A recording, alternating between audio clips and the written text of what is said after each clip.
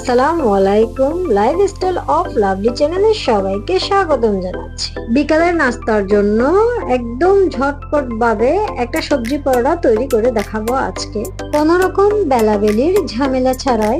তাহলে আর কথা না বাড়িয়ে দেখে নিচ্ছি কিভাবে তৈরি করতে হয় সবজি পরোটা।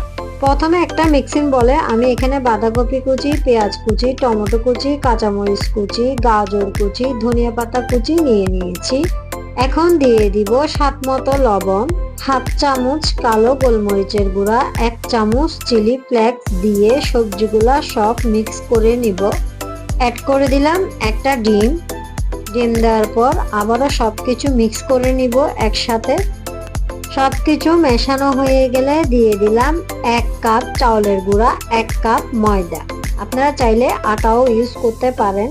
এখন আবারও সবকিছু ভালো করে মিক্স করে নিব। এবার একটু একটু তরল দুধ মিশিয়ে সবজি পরোটার ব্যাটারটা রেডি করে নিব। এখানে কোনো রকম পানি ব্যবহার করব না, শুধুমাত্র তরল দুধ দিয়ে ব্যাটারটা রেডি করে নিব। এখন অ্যাড করে দিলাম 1 প্যাকেট ম্যাগি মশলা। ম্যাগি মশলাটা দিলে পরোটার টেস্টটা একটু ভালো আসে। রেডি হয়ে গেল আমাদের ব্যাটারটা। দেখুন, এটা খুব বেশি পাতলাও হবে না, খুব বেশি ঘনও হবে না, ঠিক এরকমই হবে। এখন আমি পরোটাটা তৈরি করে নিব। পরোটা তৈরির আগে প্যানে একটু তেল ব্রাশ করে নিতে হবে। এবার প্যানে 2 ডাবল চামচ ব্যাটার দিয়ে দিলাম। চারপাশ থেকে একটু ঘুরিয়ে পরোটার শেপটা দিয়ে নিতে হবে। চুলা মিডিয়াম আছে, মাত্র 1 সেকেন্ডে পরোটার উপরের কালারটা চেঞ্জ হতে থাকবে। এখন পরোটার উপর সামান্য তেল ব্রাশ করে দিলাম, দিয়ে পরোটাটা উল্টিয়ে দিলাম।